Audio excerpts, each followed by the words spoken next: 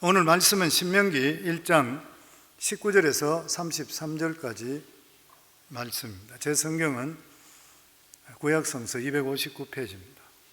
우리 하나님 여호와께서 우리에게 명령하신 대로 우리가 호렙산을 떠나 너희가 보았던 그 크고 두려운 광야를 지나 아모리 족속의 산지 길로 가데스 바네아에 이를 때에 내가 너희에게 이르기를 우리 하나님 여호와께서 우리에게 주신 아모리 족속의 산지에 너희가 이르렀나니 너희 하나님 여호와께서 이 땅을 너희 앞에 두셨은즉 너희 조상의 하나님 여호와께서 너희에게 이르신 대로 올라가서 차지하라. 두려워하지 말라, 주저하지 말라 한즉 너희가 다 내 앞으로 나와 말하기를 우리가 사람을 우리보다 먼저 보내어 우리를 위하여 그 땅을 정탐하고 어느 길로 올라가야 할 것과 어느 성읍으로 들어가야 할 것을 우리에게 알리게 하자 하기에 내가 그 말을 좋게 여겨 너희 중 각 지파에 한 사람씩 12를 택하며 그들이 돌이켜 산지에 올라 에스골 골짜기에 이르러 그곳을 정탐하고 그 땅의 열매를 손에 가지고 우리에게로 돌아와서 우리에게 말하여 이르되 우리 하나님 여호와께서 우리에게 주시는 땅이 좋더라 하였느니라.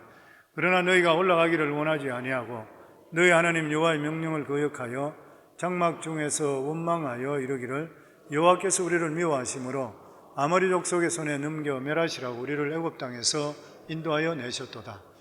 우리가 어디로 가랴? 우리의 형제들이 우리를 낙심하게 하여 말하기를 그 백성은 우리보다 장대하며 그 성읍들은 크고 성곽은 하늘에 닿았으며 우리가 또 거기서 아낙 자손을 보았노라 하는도다 하기로 내가 너희에게 말하기를 그들을 무서워하지 말라, 두려워하지 말라.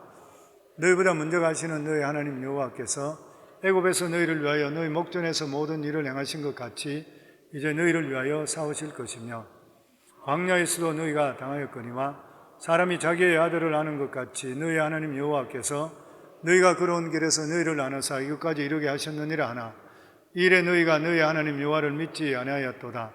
그는 너희보다 먼저 그 길을 가시며 장막 칠 곳을 찾으시고 밤에는 불로 낮에는 구름으로 너희가 갈 길을 지시하신 자이시니라. 아멘. 오늘 말씀의 제목은 시내산에서 가데스까지 신앙의 여정이라는 그러한 제목입니다. 지난 주 중에 우리 교회 성도님 한 가정과 만나서 대화를 나눈 적이 있습니다. 근데 이분이 그런 간증을 했습니다.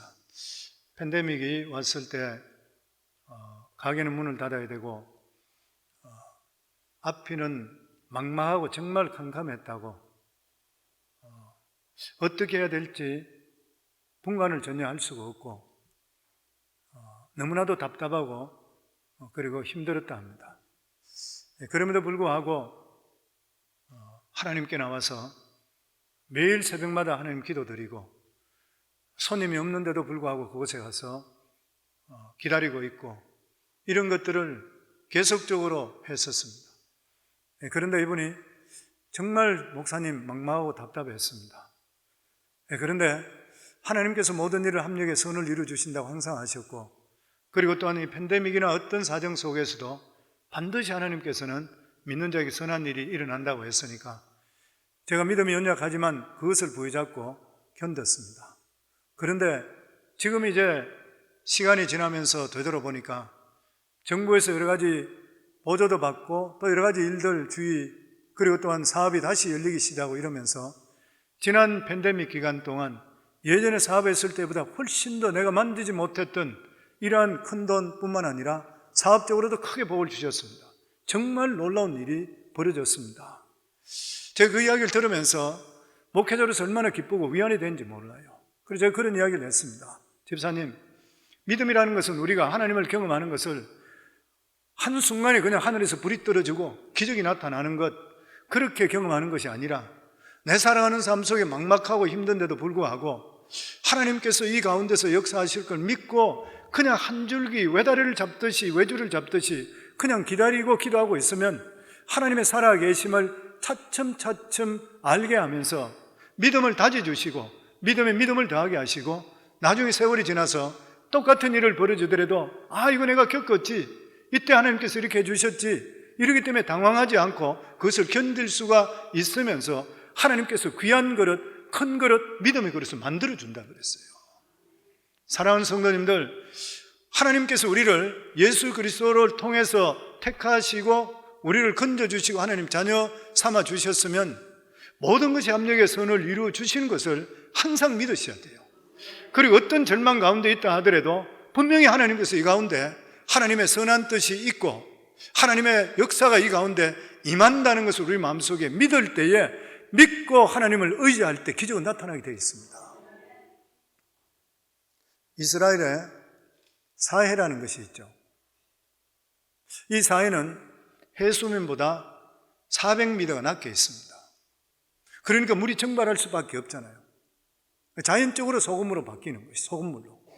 일반적으로 바닷물이 소금이 3%, 4%, 맥시멈 5% 정도 섞여 있다 그래요. 근데 이 사해는 25%가 소금입니다.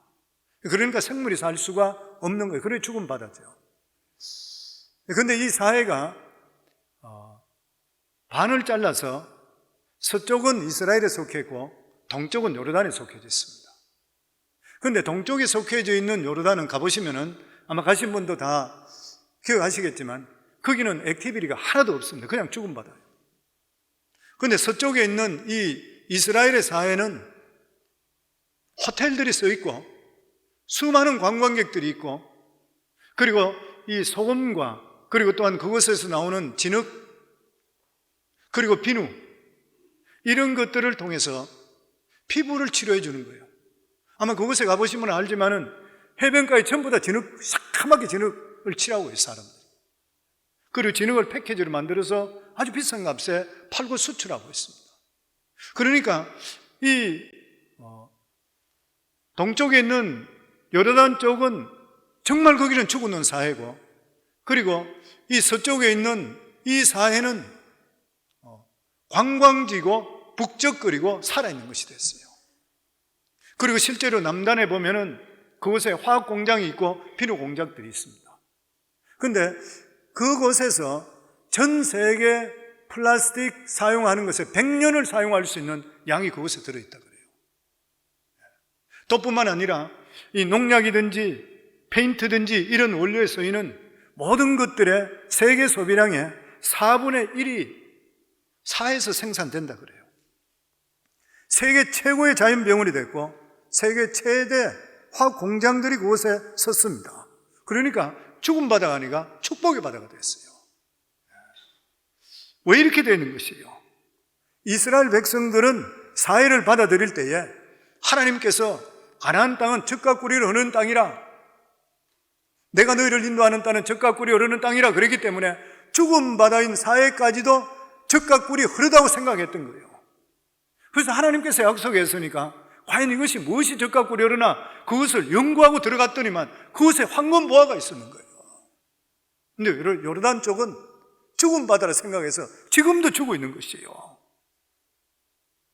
이스라엘은 죽음의 바다라 생각해서 꿈을 가지고 믿음을 가지고 감사하게 들어봤더니만 복지의 땅이 됐고 정말 젖과 꿀이 흐르던 곳이에요. 사랑하는 성도님들, 우리 예수 믿는 사람들은 하나님 말씀을 가지고 죽은 바다도 들여다보게 될 때는 하나님께 주시는 최고의 보물을 그곳에 발견할 줄을 믿습니다.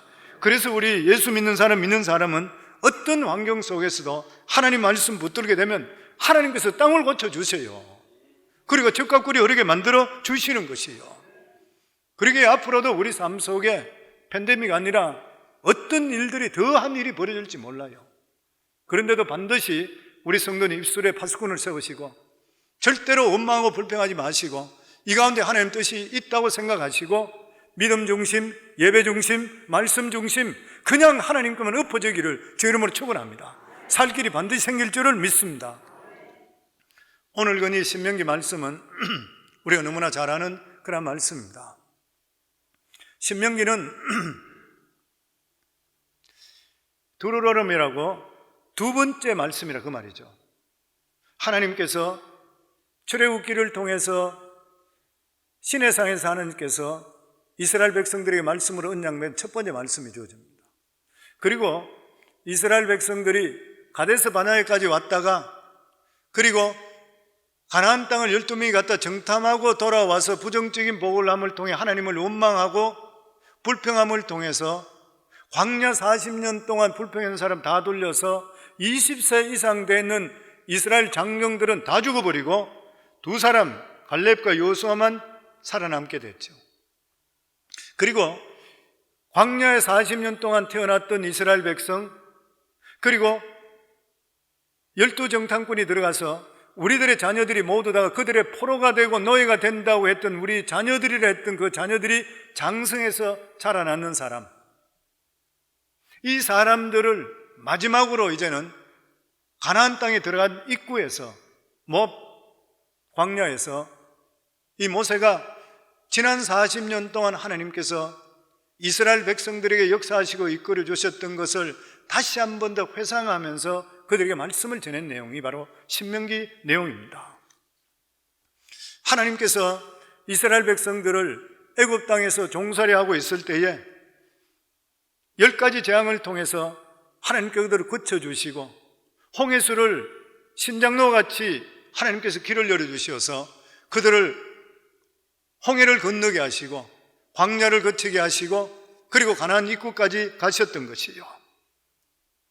그런데도 불구하고 이들은 하나님을 온전히 믿지 못함을 통해서 정탐꾼이 실제적으로 들어가서 보기는 봤지만 그들은 그 땅에 들어가지를 못하게 되었습니다. 이스라엘 백성들이 가나안 땅을 차지하기 위해서 필요한 것이 과연 무엇이었습니까?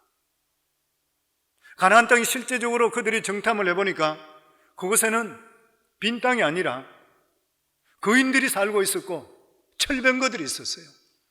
그런데 이스라엘 백성들은 꽃갱이나 낫이나 이런 것밖에 없었어요. 그 당시에 자기들은 어찌 그 사람들과 싸워서 이길 수가 없었다고 생각했던 것이요. 그래서 좌절해버리고 말았다고 하는 것입니다. 그런데 하나님께서 이스라엘 백성들에게 너희들이 가나안 땅을 차지하기 위해서 전쟁이나 전략이나 이런 것이 필요한 것이 아니라는 것이에요. 만약에 그곳에서 전쟁을 해서 이겨야 된다고 했더라면 그 사람들에게 하나님께서 무기를 만들도록 만들든지 최첨단을 어떻게 할 수 있도록 만들어 주셨을 것이에요. 그런데 하나님께서는 전혀 그런 거 주시지 않고 무조건 들어가라 그랬어요. 무슨 말씀인 것입니까? 하나님께 주시는 말씀이 있으니까 말씀에 순종해서 들어가라고 했다는 것이에요. 하나님께서 이렇게 말씀했던 그런 이유가 뭐냐면 그것을 차지하게 하는 분은 너희 능력으로 하는 것이 아니라 내가 해줄 테니까 내 말을 듣고 가라는 것이에요. 저는 이 말씀이 우리 삶 속에도 똑같이 주는 말씀입니다. 저희들도 예수 믿고 구원받고 천국을 향해 달려가고 있잖아요, 보면. 그런데 우리 삶 속에 예수 믿고 구원받고 바로 죽어버리면 천국 가는 일이지만 지금 살아가는 삶에 죄악된 세상에서 우리들도 계속적으로 싸우면서 갔어야 돼요. 그런데 하나님께서 우리에게 주시는 말씀이 뭐냐면은 네가 실력을 겸비하고 네가 능력을 겸비하라, 이 말씀을 하시는 것이 아니라 하나님께서 우리에게 똑같이 주시는 말씀은 오직 믿음이라는 거예요. 오직 하나님만 의지하라는 것이에요.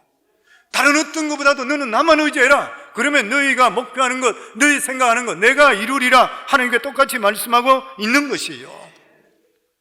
그래서 성도님들, 신앙생활에 가장 중요한 게 뭐예요? 믿음입니다. 누구에 대해서? 하나님에 대해서죠. 신앙이란 말이 무슨 말이에요? 믿음이란 말이잖아요.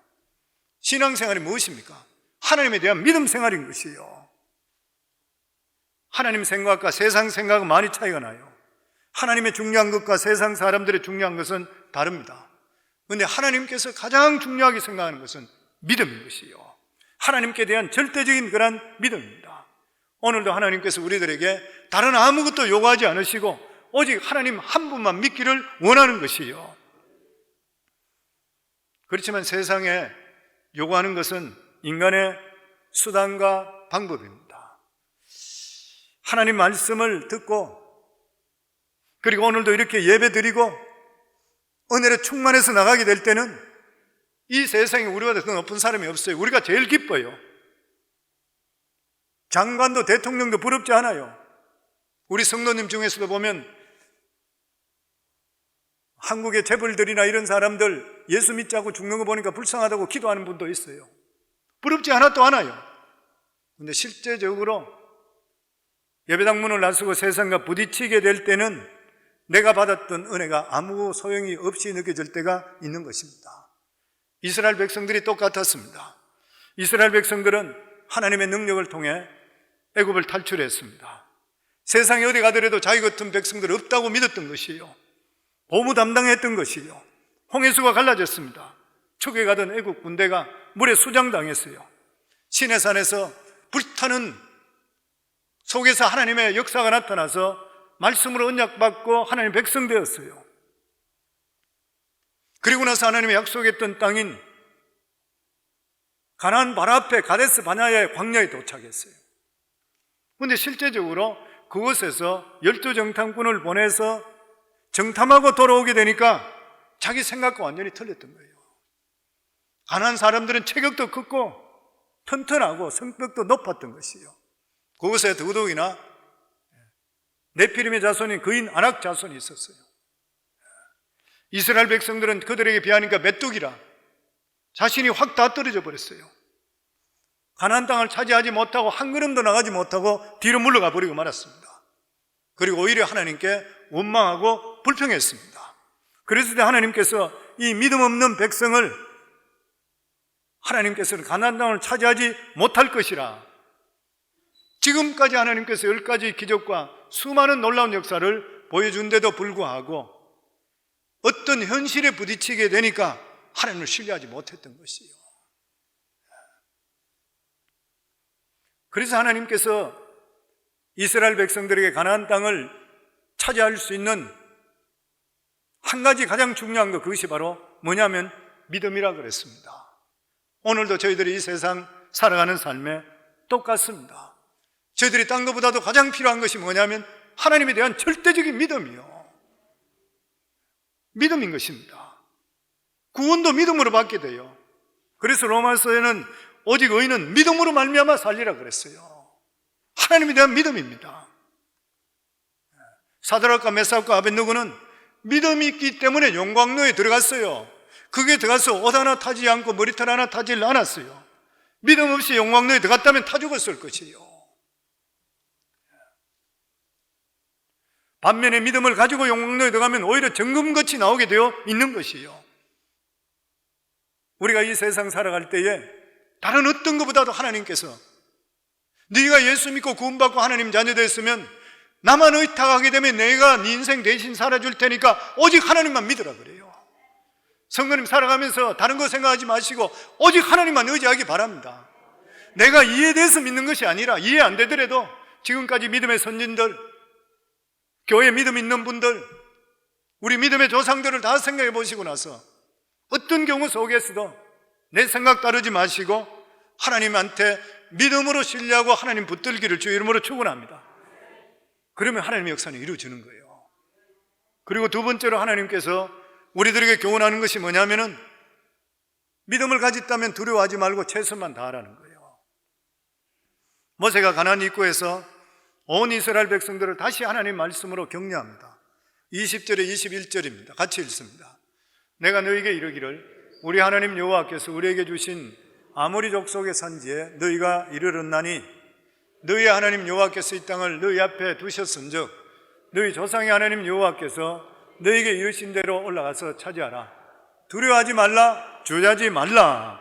여기 말씀 보면 너희 하나님 여호와께서 이 땅을 너희 앞에 두셨은즉 무슨 말이에요? 준비됐다. 다 준비해놨다. 다 준비해놨어요. 너희는 두려워하지 말고 주저하지만 말라. 그냥 들어가라. 그런데 이 결정적인 순간에 이스라엘 백성들 주춤했습니다. 그 이유가 뭔 것이요? 자기들은 가나안 땅을 가만히 있어도 줄 알았어요. 사람들이 없는 줄 알았어요. 그런데 그곳에 자기들이 감당할 수 없는 사람이 그곳에 있는 거예요. 그러니까 눈으로 보니까 두려워서 뒤로 물러가 버렸어요. 성도는 축복은 절대로 공짜가 아닙니다. 믿음으로 전진해야 되고 믿음으로 싸워서 쟁취해야 돼요. 교회 그냥 주일만 하루 와서 내가 신앙생활 잘한다, 일주일 동안 그냥 적당히 살아도 되지, 그러면서 복을 받을 수 있을 것 같아요. 물론 안 나오는 사람보다 낫겠지요.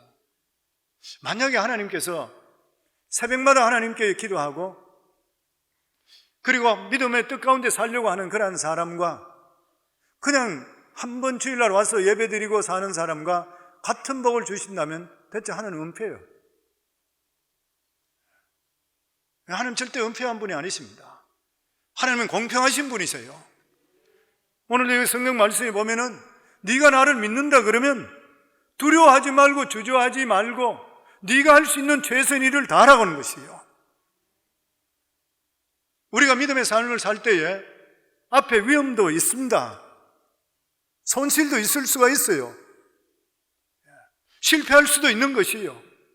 그런데도 불구하고 하나님께서 인내하고 하나님을 의지하고 싸우게 될 때에 하나님께서 그 일을 이루어 주신다고 했는 것이에요. 그런데 결정적으로 이스라엘 백성들의 문제가 뭐예요? 확신이 없었던 것이에요. 하나님에 대한 믿음이 없었던 것입니다. 그렇기 때문에 흔들릴 수밖에 없었던 것이에요. 성도님, 우리가 신앙생활 할 때에 우리 삶 속에 사고도 생길 수가 있습니다. 어려움이 올 수도 있는 것이요. 내가 믿음에 사는데도 불구하고 왜 나에게 이러한 어려움이 옵니까? 이해되지 못할 때가 있어요. 그럼에도 불구하고 우리들은 더욱더 하나님을 철저하게 의지할 수 있어야 돼요. 믿음을 보여주셔야 되잖아요. 항상 좋은 일만 생기는 거 아니잖아요. 대만 선교사 이 볼레타 스틸 크렘리라고 하는 여자 선교사가 있습니다. 근데 이 선교사는 남편과 함께 아름답고 단란한 가정을 꾸몄습니다. 근데 인간이 이해할 수 없는 그러한 어려움들이 이 선교사에게 찾아왔습니다. 자녀가 셋인데 첫째 아이가 4살 때 백혈병으로 죽었습니다. 그리고 남편이 33살 때 림프암으로 죽게 됩니다. 선교사인데도. 그리고 아들 둘이가 남았는데 이 아들 둘이가 큰아들 18살, 둘째 아들 16살 때 교통사고로 2명이 적사해버립니다. 선교사로 계속 헌신하고 있는데 기가 막힌 그런 일입니다.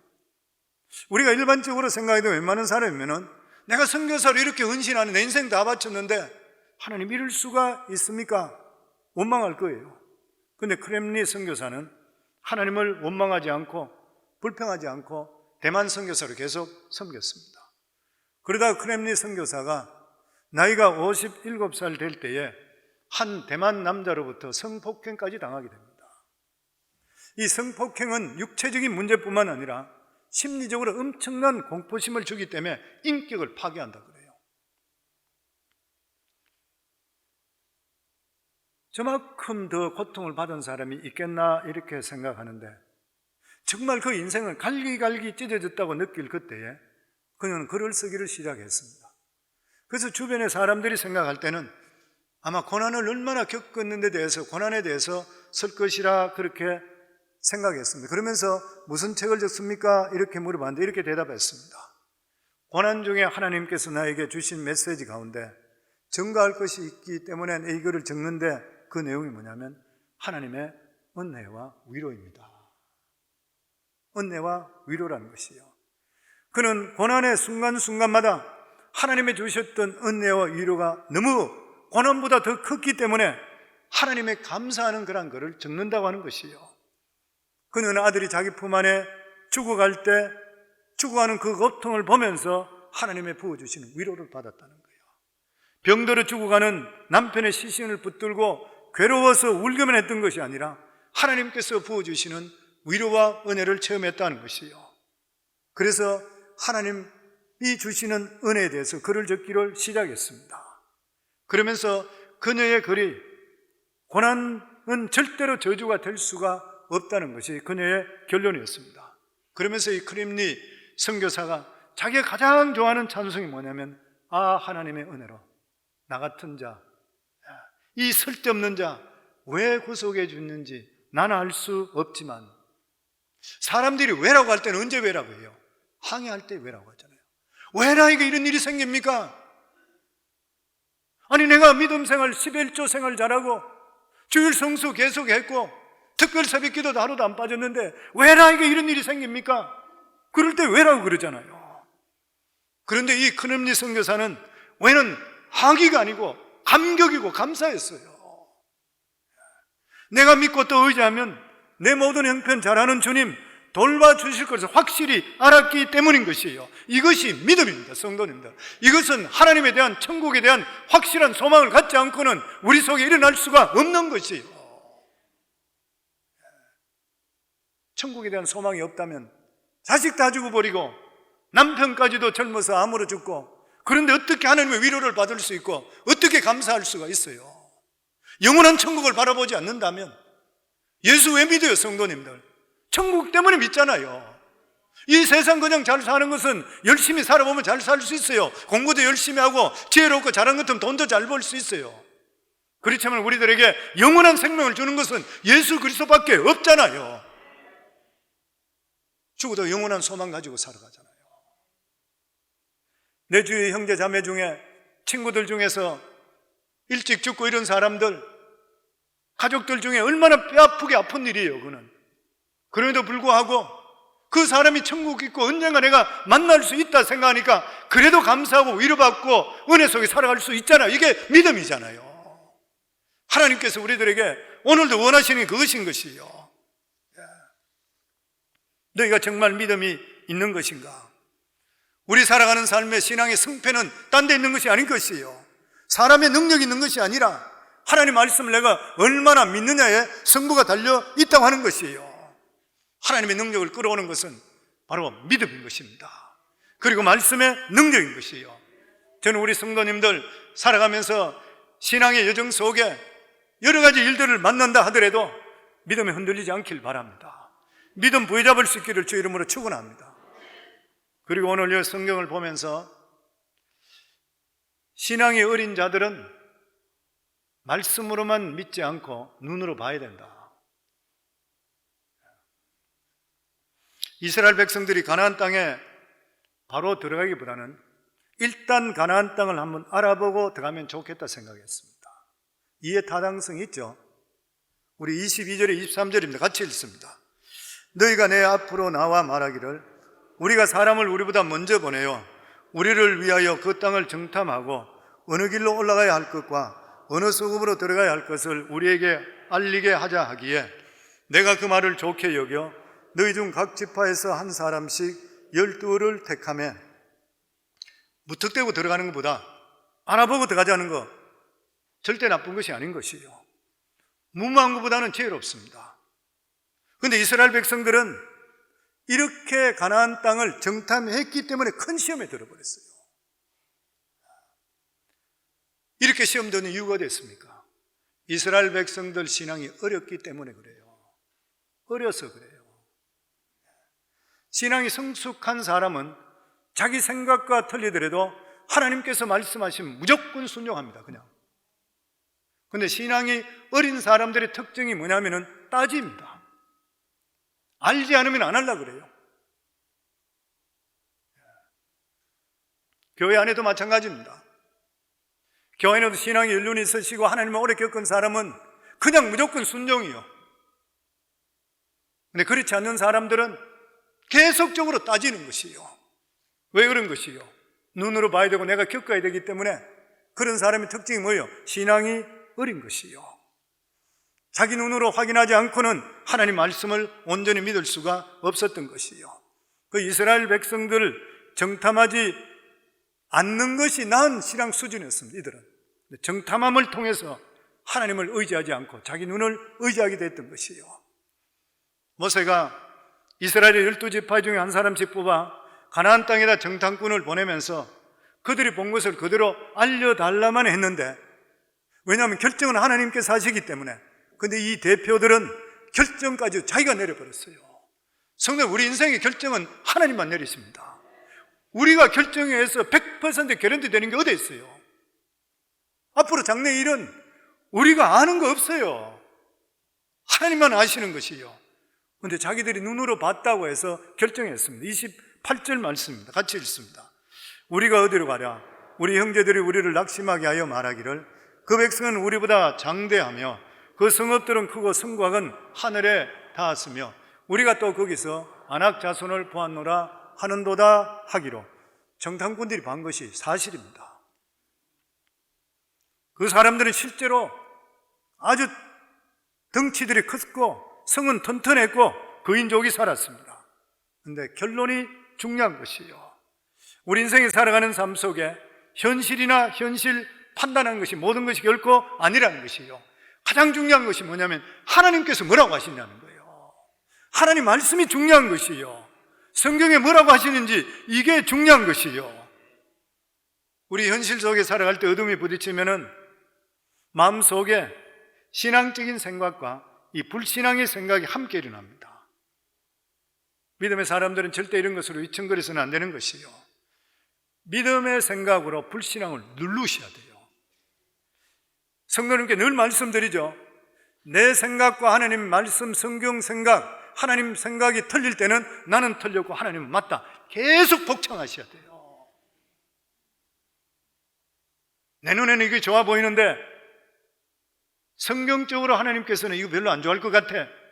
근데 나는 저것이 너무 좋아. 이럴 때는 자기를 쳐서 복종시켜야 돼요. 이게 훈련되셔야 됩니다. 훈련 안 되시면 망해요. 나중에 지나가 보면은. 그래서 성도는 믿음이라는 것은 뭐 대단하게 생각할 필요 없습니다. 믿음이라는 것이 뭐냐면은 불신앙을 내 속에 누르고 하나님의 판단을 잡아내는 거예요. 그게 믿음인 것입니다. 인간의 생각을 계속적으로 눌러야 돼요. 여기서 모세가 넘어가 버렸습니다. 모세가 넘어갔던 것이죠. 모세가 여기 보면은 그들의 말이 좋게 여겼더라.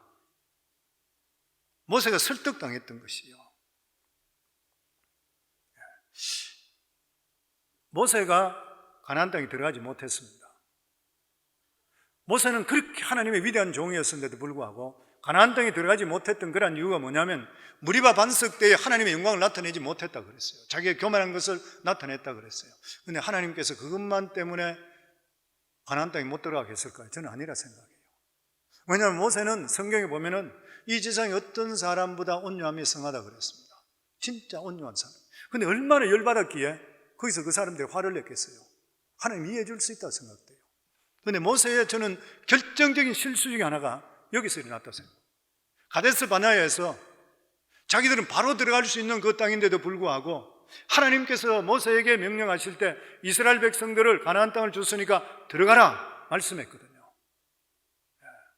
그런데 이 모세가 그 말을 듣고 40년을 뒤돌아보면서 말을 듣고 나서 그 말씀이 좋게 여겼더라. 설득당해 버렸어요. 만약 그때 모세가 범죄하지 말라, 하나님 가라 했어요. 너는 무조건 가라, 내가 책임진다, 그럼 끝나버렸을 일인 것이에요. 근데 설득당해 버렸습니다. 결과적으로 이들이 갔다 와서 믿음적으로 연약한 자들이기 때문에 보고 나서 돌아와서 갈 수 없다고 해서 원망하고 불평함을 통해서 하나님께서 이스라엘 백성들을 회군시켜서 광야에 40년 동안 60만 명 장년 20세 이상 60만 명 되는 이스라엘 장정들 다 죽어버리고 2명만 살아났습니다. 갈렙과 여호수아만. 그 책임 누가 져야 되잖아요. 저는 모세가 졌다고 생각해요. 왜냐하면 모세가 좋게 여겼기 때문인 것이요. 모세는 옳은 말에 설득당해 버렸습니다. 상식적인 말에 설득당해 버렸어요. 이치에 맞는 말이 설득당해 버렸어요. 근데 믿음의 말은 아니었다는 거예요. 성도님들 항상 명심하라 그랬죠. 믿음의 말이 우리를 살리지 옳은 말, 상식적인 말은 우리를 못 살립니다. 왜냐하면 영적으로 그래요. 세상 사람이 우리가 아니기 때문에 그래요. 믿음의 사람들은 믿음의 말을 들어 살아나게 돼 있어요. 항상 무슨 일인지 그렇습니다. 우리를 항상 시험하세요. 이 표현이 여기에 정확한 건지 모르겠지만은 제가 그냥 설교 준비하다가 생각이 났던 것이에요. 저희 교회 초창기 오래됐습니다. 오래됐던 이야기인데 그때에 저희 교회는 전체 예산이 남으면 10%를 선교지로 보내는 것, 그것을 그때 시행을 계속하고 있을 때였었습니다. 그랬을 때에 교회가 그렇게 돈이 별로 많지 않았었는데 10만 불이 남았었죠. 아마 지금부터 17년 정도 지난 일인 것 같아요. 그리고 2달 후에 우리 교회가 이 교회를 살 때 은행에서 125만 불을 빌려서 100만 불은 이 교회 값으로 미국 교회에 지불하고 25만 불은 교회를 아스팔트를 새로 하고 뭐 여러 가지 전부 다 고친다고 사용해서 125만 불을 빌렸는데 그 중에 75만 불은 은행에서 장기로 빌려주고 그리고 50만 불은 단기로 빌려줬어요. 자기들이 빨리 갚아야 된다. 근데 그 단기로 갚는 기간이 2달 남았던 거예요. 그때 우리 교회에 9월 말 돼서 회계연도가 됐을 때 10만 불이 돈이 남았습니다. 그래서 선교지를 보내야 된다 했는데 지금은 거기 있던 중직자들이 거의 다 소천하셨습니다. 지금 연세들이 많아서 소천도 하시고 우리 교회 거의 지금 계신 분들이 한 분 정도 계시나 거의 없습니다. 근데 그 중에서 한 분이 저한테 찾아왔습니다. 제 방에 들어와서 목사님 드릴 말씀이 있습니다. 뭡니까? 그랬더니만 그분의 이야기가 목사님 2달 후에 우리가 50만 불 갚아야 되는 거 우리가 아시지 않습니까? 이번에 10만 불 남았는 것 이것은 선교지를 보내지 말고 빚 갚는 데 목사님 사용합시다. 이번에 한 번만, 다음부터는 일이 안 하고 이번에 한 번만 목사님 했으면 좋겠습니다. 그래서 제가 그분에게 그렇게 이야기했습니다. 우리가 하나님이 그래 했는 것이 아니고 우리가 믿음으로 그렇게 하자고 하나님께 말씀드려서 지금까지 하고 있는데 이제 와서 우리가 돈 갚을 일이 있다고 해서 이 돈을 빚 갚는 데 사용하는 것은 옳은 일이 못 된다고 생각합니다. 이 나머지 10만 불 남은 것은 선교지로 보내야 됩니다. 그렇게 이야기하니까 이분이 나가셔서 남은 중직자를 다 같이 모시고 들어왔어요. 한 5분 정도 됐어요. 제가 기억하기에. 그래서 그분들이 제 방에 들어와서 다른 말은 안 하시고 목사님 이분 한 번만 들어주세요. 그냥 고개 숙여 가만히 있어요. 이분 한 번만 저희 말 듣고 그리고 다음부터는 목사님 원하신 대로 하세요. 그래서 제가 그분들이 그렇게 이야기했습니다. 이분 한 번 되면 다음 한 번도 또다시 시작이 됩니다. 만약 여러분께서 이것을 가지고 하나님과 우리가 서로 약속한 것을 어기게 하시게 되면 나보고 목회 못하라는 것으로 알고 있겠습니다. 아니 목사님 그것은 아닙니다. 그러면 그대로 두시면 좋고 그래 못하겠습니다. 그러니까 그냥 나가셨어요. 이해 타당이 맞아요 안 맞아요? 50만 불 빚 갚아야 돼요. 교회 돈 한 푼 없어요.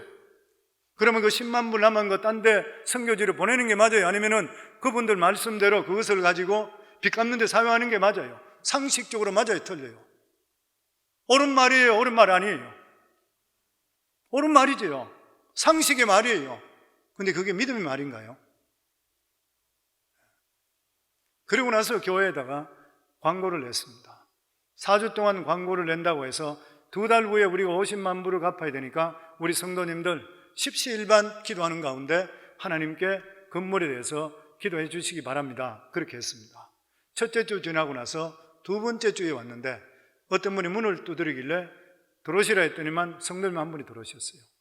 그분이 저에게 그렇게 이야기해요. 목사님, 교회 광고가 50만 불에도 나오는데 기도하는 가운데 얼마가 나오든 간에 교회에서 거두고 나머지 돈은 제가 내겠습니다. 5만 불 거치면 45만 불 내겠습니다. 45만 불 거치면 제가 5만 불 내겠습니다. 얼마든 나머지는 매치하겠습니다. 그래서 4주 동안 광고 나왔는데 제가 기억하기에 26만 불 가까이 나오는 것 같아요. 교회에서. 그리고 이분이 24만 불 냈습니다. 그리고 50만 불 빚을 2달에 갚았습니다.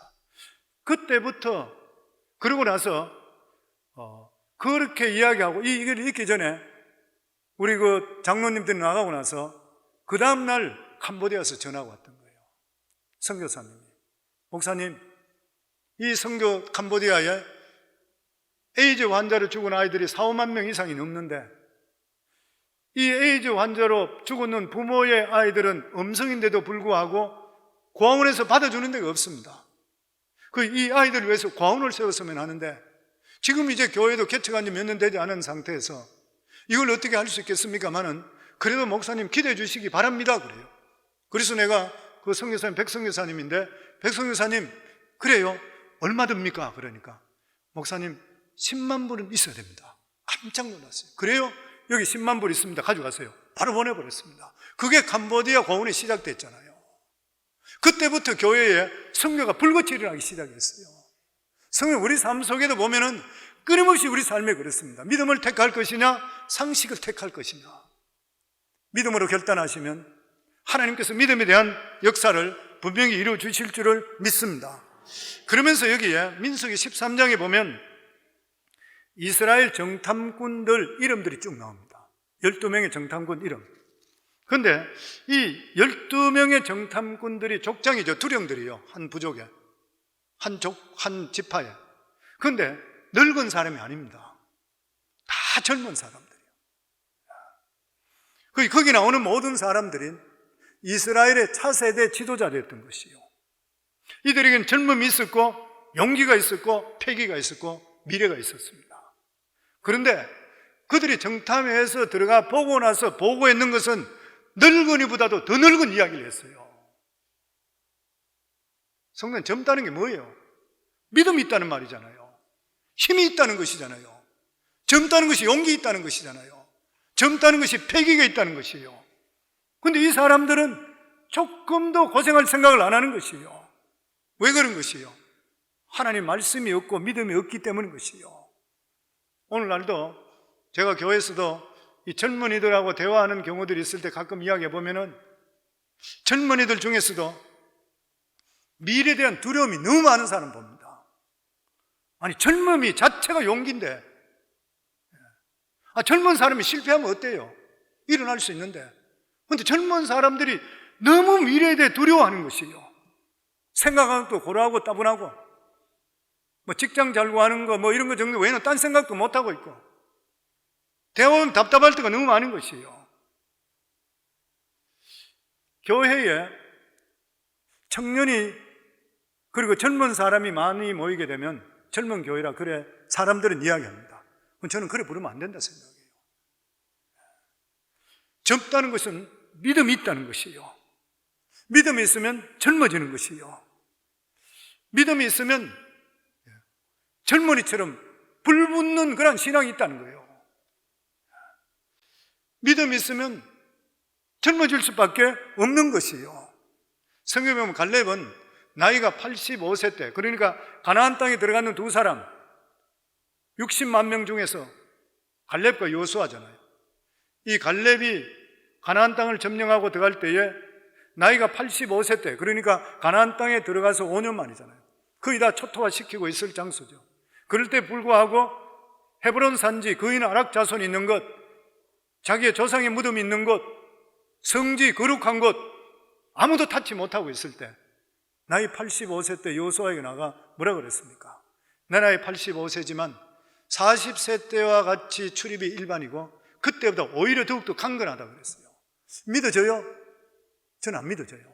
나이 85세가 어떻게 40세보다 더 내가 강건해질 수 있어요? 저는 이것이 육체적으로 강건한 것이 아니라고 생각됩니다. 이 갈렙은 나이 85세 때 40세보다 더 성령 충만했어요.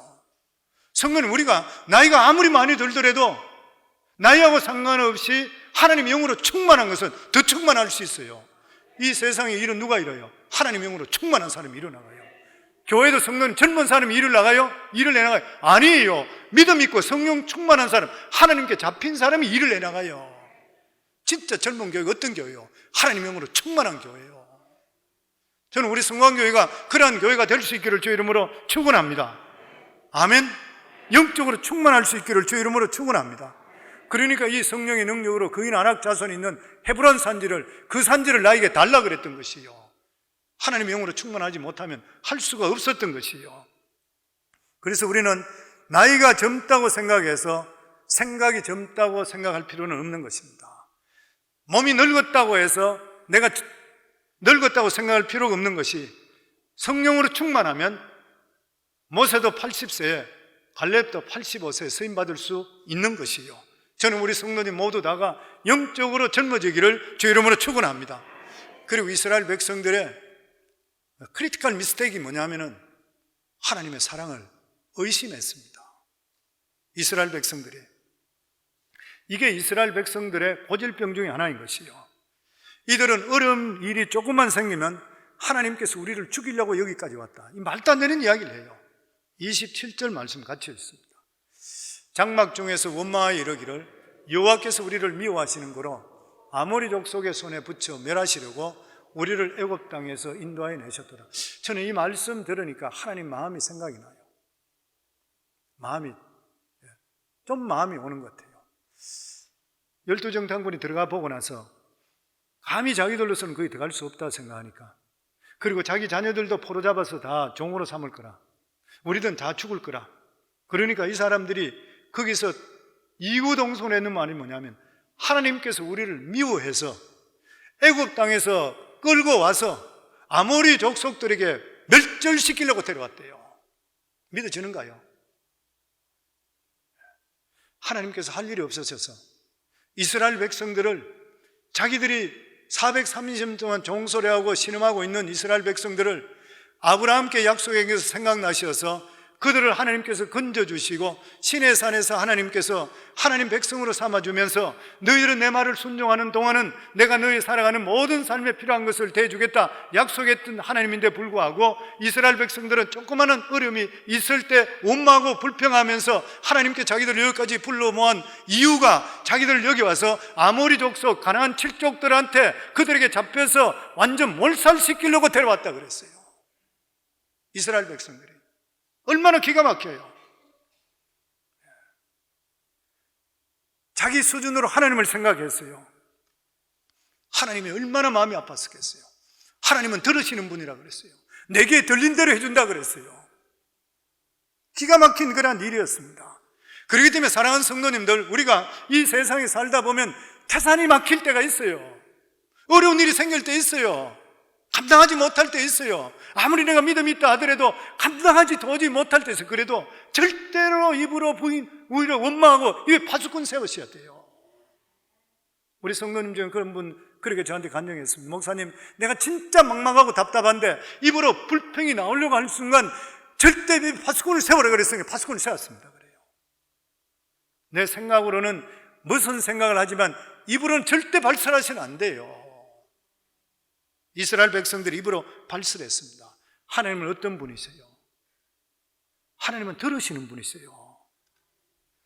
우리가 입으로서 원망과 불평이 터져나오는 순간에 우리를 건져주신 하나님의 마음에 깊은 상처를 주는 거예요. 왜 우리가 범사에 감사하라 그래요? 하나님께 베풀으신 은혜 생각하고 실제로 환경 속에 감사할 게 없는데도 불구하고 하나님께서 나 같은 자도 건져주셨구나 생각해서 감사할 때 하나님 감격하셔요. 이스라엘 백성들은 하나님이 감정이 없는 분이라 생각했어요. 하나님은 아무것도 모른다고 생각했어요. 그런데 성도님들, 하나님은 우리보다도 훨씬 더 예민하신 분입니다. 세미하신 분인 것이고, 그래서 하나님께서 이 이스라엘 백성들의 말을 듣는 순간에 이스라엘 백성 모두를 버리기로 결정을 해버리십니다. 출애굽의 기적도 시내산에 등도 모르는 이 믿음적으로 유치한 이란 어린아이 같은 이란 사람들에게 가나안 땅에 주시는 복을 거두시는 것이에요. 34절부터 36절입니다. 같이 읽습니다. 여호와께서 너희의 말소리를 들으시고 노아사 맹사에 이르시되 이 악한 세대 사람들 중에는 내가 그들의 조상에게 주기로 맹세한 좋은 땅을 볼 자가 하나도 없으리라. 오직 여분네 아들 갈렙은 온전히 여호와께 순종하였은즉 그는 그것을 볼 것이요 그가 밟은 땅을 내가 그와 그의 자손에게 주리라 하시고, 이 여분네 아들 갈렙과 여호수아만이 두 족장만이 12지파 족장 중에 돌아와서 아니라 그 땅은 이미 하나님께서 우리에게 주시는 우리의 밥이라, 그들을 섬기는 신은 이미 도망가고 없다, 우리가 들어가면 된다. 그러니까 이스라엘 백성들이 돌을 들어서 이 믿음의 고백을 하는 자를 쳐서 죽이려고 그랬던 거예요.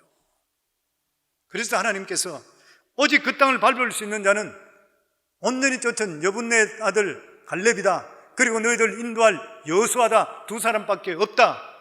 그래서 하나님께서 연대 보증으로, 연대 책임으로 모세와 아론까지도 가나안 땅을 구경하지 못했습니다. 구경만 했지 들어가지 못했던 거예요. 원래 이스라엘이라 그러면은 출애굽했는 세대를 이야기합니다. 이들은 모두 다 할례를 받은 족이고 12가지 기적을 체험했고 홍해를 건너서 왔던 사람이에요. 시내산에서 율법의 의식을 체험했던 자들이에요. 이들은 이스라엘 백성으로 모든 자격을 갖췄습니다. 그런데 딱 하나 부족한 것이 뭐냐면 하나님께 감사하지 않고 원망했던 것이에요. 성도님들, 아무리 겉으로 훌륭하고 자격이 있어 보인다 하더라도 원망하고 불평하는 사람은 은혜를 거두십니다. 이스라엘 백성들 출애굽할 때 20세 이상 되는 장년들, 노인들 빼고 그 60만 명 되는 사람 중에 가나안 땅을 밟은 사람은 단 2명. 특히 가나안의 현실을 두려워하고 동료들과 원망 불평했던 그러한 사람들 한 사람도 가지 못하고 끝까지 하나님을 의지했던 갈렙은 그 땅을 밟는 그러한 축복을 받았던 것이에요. 성도님, 믿음이 얼마나 좋습니까? 하나님의 약속에 있는 것을 믿기만 믿으면 밟으면 하나님이 주시는 거예요. 아멘. 원망 불평하면서 아무리 밟더라도 차지할 수 없는 것을 감사하고 믿음으로 밟게 되면 그 땅을 누가 차지하게 돼? 하나님께 차지하게 해주세요. 저는 우리 인생이 그렇잖아요. 내가 열심히 한다고 돼요? 내가 죽으라고 한다고 이룰 수 있어요? 어느 정도 이룰지 모르지만 끝까지 갈 수 있어요? 개런티 되는 거 하나도 없어요.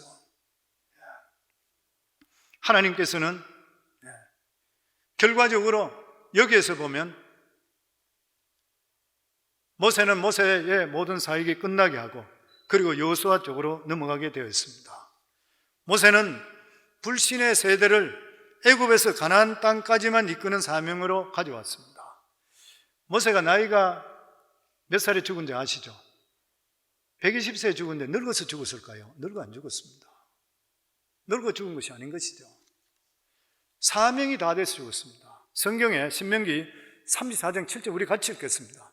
모세가 죽을 때 나이가 120세였으나 그의 눈이 흐리지 아니하고 기력이 쇠하지 아니하였더라. 사람이 죽는 게 두 가지로 죽어요. 하나는 병들어 죽고 두 번째는 기력이 쇠해서 죽어요. 그런데 모세는 병들은 것도 아니고 기력도 쇠하지 않았어요. 그리고 눈이 흐리지 않았다고 그랬습니다. 지금은 이야기하면 돋보기 안 꼈어요. 나이가 120살인데도 너무나도 건강했어요. 근데 죽었어요. 왜 그런 것입니까? 그러니까 이 사람 모세는 120살까지 이렇게 강건한 것은 성령 충만했던 것이에요. 모세가 죽었던 것은 사명이 다 되어 있기 때문인 것입니다. 성도님들, 하나님 일 하더라도 기쁨을 하세요. 나이하고 상관없이. 그러면 하나님께 사명이 있다 생각해서 생명을 하나님 책임져 주시게 돼 있어요. 아무리 젊어도 나는 할 일 없다 그러면 그 사람 사명 끝났으니까 데려가야 돼요. 사명이 있는 이상은 어떤 경우 속에서도, 저는 모세가 120살이면 우리가 생각할 때에 그 당시 사람이 120살까지 살았을 것이 생각하는데 안 그래요. 모세가 지었던 10편, 90편을 보면 인간의 연수가 70이고 강건하면 80이라도 신속기간이 수고와 슬픔뿐이고 신속기간이 날아간다고 그랬어요. 그러니까 모세가 지었던 이 10편을 볼 때도 그때 나이가 70에서 80이요. 지금과 별 차이가 없었던 거예요. 근데 모세는 120살까지 살았습니다. 왜 살았지요? 사명 때문에 사는 거예요. 성도님들, 하나님께 나에게 주신 사명이 뭔지 돌아보시기 바라고, 교회에서 직분 주시고 이러면 그것이 사명이라고 생각하시고 무슨 일이든지 최선을 다하실 때는 사명 끝나기 전까지 하나님께서 우리 삶을 지켜주신다는 것을 믿으면서 기쁨을 하기를 주 이름으로 축원합니다. 마지막으로, 믿는 사람은 절대적으로 살아가는 삶이 긍정적이게 됩니다. 환경에 상관없이. 이스라엘 백성들이 망한 것은 원망 불평 때문이었잖아요. 어떤 환경 속에서도 하나님을 신뢰하면 원망 불평하지 말길 바랍니다. 하나님은 원망 불평하는 사람 절대로 사용 안 합니다. 제가 교회에서도 우리 직분자 세울 때 원망 불평하는 사람은 크게 절대로 저 같은 사람도 사용 안 해요. 목회자인데도 불구하고. 그 사람 입에서 원망 불평 자주 나오는 사람은 아무리 신앙생활을 오래 했다 하더라도 불안해. 그 사람만 보고 있으면. 그 사람은 어떻게 오래 사용할 수 있어요? 같은 인간의 목회자도 그런데 하물며 하나님이신데, 하나님의 일은 없는 것을 있게 하시는 하나님인데 이것은 긍정적이지 않으면 절대 못 사용해요. 사용할 수가 없는 것이에요. 오늘날 사업들이 실패하고 가정이 파괴되는 가장 큰 이유가 뭐예요? 원망 불평입니다. 주신 것에 감사해 보세요. 원망 불평하면 원망 불평 악한 것이 온다 그러죠. 아마 전에도 소개시켜 드렸고 이야기 드린 이야기인데 우리 성도님 많이 읽어봤을 거예요. 옛날에 시크릿이라고 하는 비밀이라는 그런 책이 나왔었죠. 란다 번 여사가 적었는 그런 책이죠. 아주 얇은 책, 베스트셀러였었고. 근데 그 책에 나와 있는 것이 뭐냐면은, 사람들이 그 책을 열광했던 이유가 뭐냐면 수세기 동안 전 인류에게 단 1%만 알았던 부와 성공의 비결이 거기 나와 있습니다. 사람들이 거기 열광했어요. 근데 부와 성공의 비밀이 뭐냐면 끌어당기는 법칙이에요. 끌어당기는 법칙. 우리 인생에 일어나는 모든 현상은 자신이 끌어당겨서 일어나는 일이래요. 다시 말하면 지금 일어나고 있는 현상은 우리 모두의 생각과 말로 인한 것이 끌려와서 온대요. 이 끌어당기는 법칙은 굉장히 순종적이라 그래요. 우리가 원하는 것을 생각하고 온 힘을 거기에 집중하게 될 때에 끌어당김의 법칙이 현상으로 나타나게 된대요. 이 믿음의 법칙이잖아요. 믿음은 바라보는 것의 실상이라 똑같은 말씀입니다. 다시 말하면 말과 생각이 물질이 돼서 나타난다는 거예요. 이게 시크릿입니다. 이것은 양자 물리학에서 과학적으로도 증명되는 것이에요. 놀라운 일인 것이죠. 이 육각수 에모토 마수로 물박사, 일본에 물은 해답을 알고 있다, 답을 알고 있다. 안 읽어본 분이 없을 정도일 거예요. 물을 보고도 사랑한다고 이야기할 때에 육각수로 최고 건강한 물로 바뀐다 그러죠. 물을 보고 욕을 하고 나쁜 말을 하게 되면 물이 풀어져 버린다 그러죠. 눈에 보이지 않는 물 아무것도 아닌 것 같은데 현미경으로 들여다볼 때 물에 대해서도 우리가 입술로서 좋은 고백을 하게 될 때 물이 살아있는 물이 되고 건강에 유익이 되는 물이 된대요. 우리 교회에서 새벽마다 좋습니다, 감사합니다, 사랑합니다, 행복합니다 고백하는 게 뭐예요? 지난번에 정태기 목사님 오셔서 플로리다 가서 생체연구소 가서 실질적으로 자기가 실험했는 것을 가져와서 우리 교회에서 했는 거잖아요. 그분 이야기 그 말이잖아요. 우리 생체 에너지가 그냥 우리가 하게 될 때는 196인가 이래밖에 안 나온대요. 그런데 우리가 좋습니다, 감사합니다, 사랑합니다 세 가지만 하게 되면 269가 나온다고 그래요. 269가 나오면 몸에 암세포가 살아나다가도 죽어버린대. 못 들었네. 그래 악한 것이 못 들어 면역성이 강해진대. 못 들은데요. 206 생체 에너지가 269만 되면. 근데 거기서 다시 입에다 대고 나서 나는 죽겠다, 나는 왜 안 되나, 나는 절망이다, 계속적으로 부정적인 이야기를 하게 되니까 169까지 내려가더래요. 169까지 내려가면 모든 병이 다 들어온대요. 그만큼 중요한 것이에요. 보면 우리 입술에 나오는 이러한 것이 같은 성향의 양자를 끌어모은대요. 그리고 그것이 나중에는 물질로 실제적으로 우리 현상에 나타나게 되어 있다고 하는 것이에요. 이것이 그 비밀이래. 이게 시크릿이래요. 그 책에 나와 있는 것이 엄청난 발견이라 그래. 근데 실제적으로 성경에 나오는 한 구절 성경, 이 성경의 아주 일부분에 불과한 이 크리스찬인 것 같아요. 사람은 입의 열매로 인하여 복록에 족하며 죽고 사는 것이 혀의 권세에 달렸나니 혀를 쓰기를 좋아하는 자는 그 열매를 먹으리라. 내 입의 말로 내가 얽혔으며 내 입의 말로 인하여 잡히게 되었느니라. 믿음으로 충만한 말을 하면 성공이 오게 되어 있어요. 의심이 충만하고 부정적으로 이야기하면 그 인생은 반드시 실패하게 되어 있습니다. 그렇기 때문에 성도님들, 우리 삶 속에 인생을 주님 앞에 설 때까지 성공적으로 사시려고 그러면 우리가 예수 믿고 구원받았잖아요. 하나님께서 우리를 택해 주셨잖아요. 아까 제가 말씀드린 대로 크림리 대만 선교사 마찬가지잖아요. 그런 환경 속에 욥과 같은 고난을 받는데도 불구하고 죽으면 천국이라는 걸 알고 있으니까, 더 나은 세계를 알고 있으니까, 그 가운데 하나님의 주시는 위로와 은혜가 있으니까 어떻게 해서 나간 자를 하나님 구원해 주셨습니까? 오히려 하나님께 더욱더 감사할 수 있게 되잖아요. 사랑하는 성도, 우리는 죽어도 감사해야 돼요. 죽어도 긍정적이 될 수 있기 바랍니다. 반드시 그 인생 복된 인생 돼요. 오늘 이 시간부터 성도님들 환경에 상관없이 어쨌든 간에 감사하시고 입술로 긍정적으로 하시기 바랍니다. 그러면 긍정적인 양자가 몰려올 것이에요. 그리고 언젠가는 형태로 나타나서 내가 생각하지 못했던 일들이 반드시 이루어질 것을 믿는 믿음을 가지기를 주의 이름으로 축원합니다. 오늘 성경에 주신 그 말씀이에요. 이스라엘 백성과 같이 원망불평해서 망하지 마시고 이란 가운데서도 믿음 가지시고 긍정적으로 살아서 복된 인생 다 되기를 주의 이름으로 축원합니다.